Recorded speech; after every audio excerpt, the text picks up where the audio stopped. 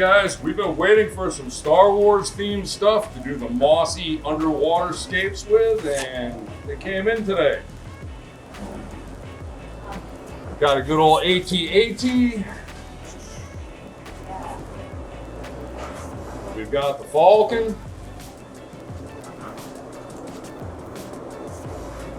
Not Star Wars themed, but just as cool.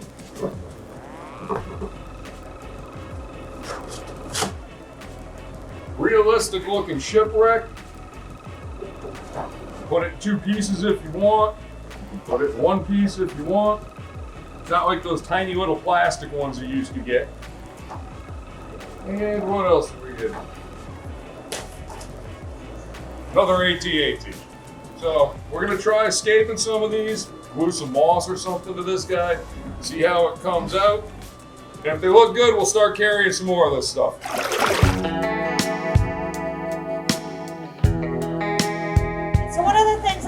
Today is I have to do water changes, but at the same time I have to take the tops off the tanks to clean them because there's algae built up on them. So I'm going to take them outside and I'm going to power wash them down, and then before I put them back on, I'm going to scrape down the sides of the tanks and do their water changes and then put the tops back on.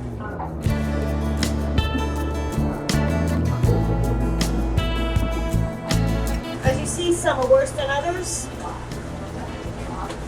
And that's why we have to scrape them down and clean them up, because then the light will shine through and you'll be able to see fish better. I'm only going to do 6 at a time. Going outside for the power washer? Alright,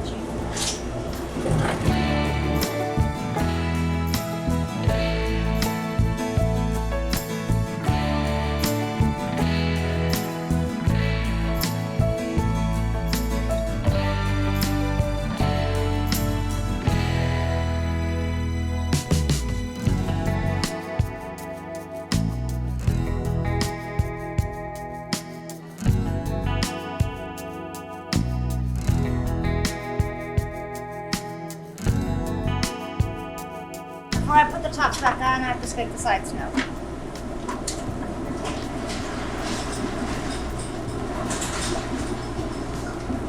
You can push scraping the sides to get all the algae that has built up.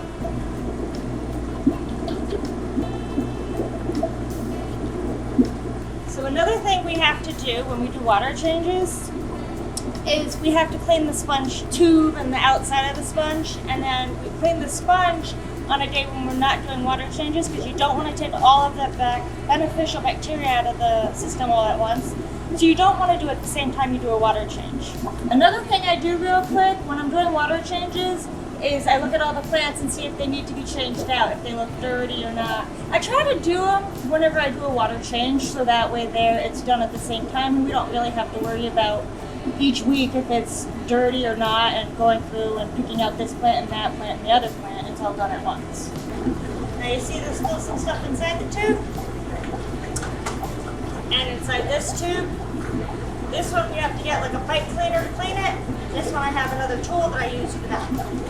So the tool of the trade that I have found to be the easiest to clean these tubes, a bottle brush. Fits in perfectly. And it sometimes gets everything you need it to do. Well, if you can't find your handy dandy cleaner, your pipe cleaner, just grab some more hose, cut it down, and make it fit. If this is dirty, it won't let the air go through the sponge, and therefore it won't keep the tank clean for you. Grab some scissors and just cut it to your desired length. And then you can throw this one out, or you can even recut this down. If you didn't have extra hose, just cut it down to where it's dirty. Okay, so now that those are all done, the plant is out, we can do the water change on the tank, put the top back on, put the lid back on, and call it a day. So this is what I use to do the water changes. I call it the Python because it's the name brand that it is. You use this to make sure that you can get all the detritus and the waste from the fish, the food, from the bottom of the tank. A lot of you are wondering how you use these, and so I'm going to show you real quick so that way that you have an idea. So when you buy one and you take it home, you know how to use it. So to get it going, put it in the water, let it fill, bring it up, see the water go down, put it back in real quick. So that way now the water goes through the tube, down it, and the suction is started for you. And then you don't have to worry about, a lot of people like to suck on their hoses, and that's bad for you. So this is the easiest, safest way. And you see how it sucks up the sand along with the stuff that's stuck on the bottom, and how I turn it. The reason I put it on its side is to get the stuff, the sand, back down, but let it suck up the dirt, the debris, the fish waste back into the tank, or out of the tank, sorry. Now if you're doing a saltwater tank, you don't really want to disturb the sand, because a lot of the stuff that you need for your tank is in the sand. So you don't want to disturb it too bad, or at all. So after you've taken the water out, then you can put your water back in with whatever chemicals you may use. We use Fritz Guard, which is a water conditioner, and it also puts like a slap coat on the fish to help protect them against any of the bacteria that may come into the tank, or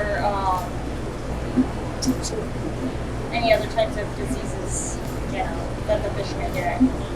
So now I'm just going to do this to the rest of the tanks, add water back in with the guard that we use, and call it a day.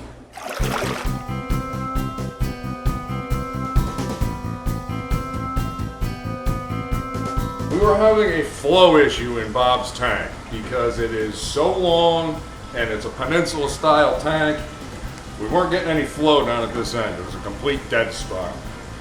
This morning I ran a piece of 1-inch PVC pipe from the back wall with a pump on it under the sand bed and rock work up to here where there's 2 exit ports coming out. Hopefully this will stir the water up at this end of the tank because we were getting a bunch of cyanobacteria down here. It's a work in progress. I personally never worked on a peninsula style tank that was 8 feet long before. So we'll see what happens, and hopefully it works.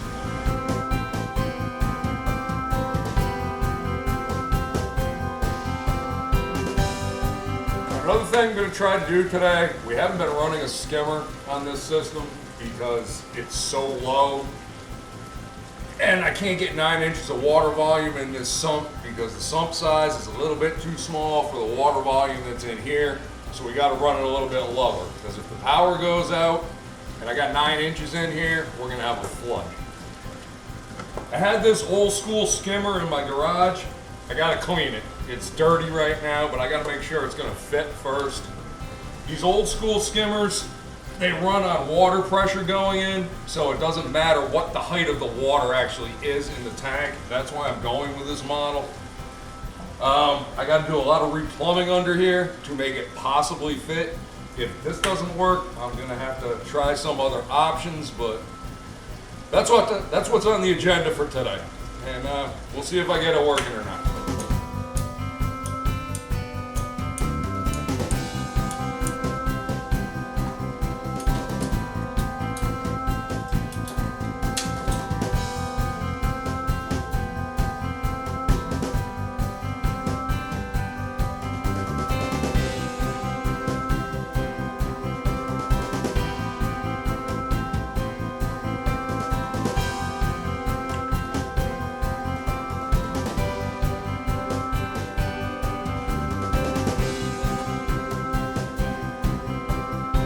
Gonna work.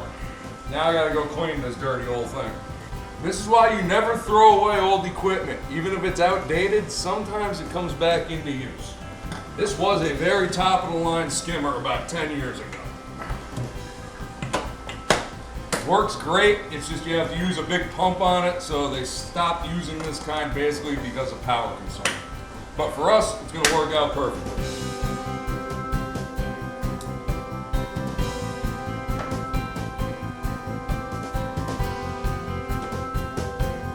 And it worked. How efficient it's going to be, not sure yet, but the fact that it's working already after it just got hooked up on the system is a very good sign. We will update you at a later date.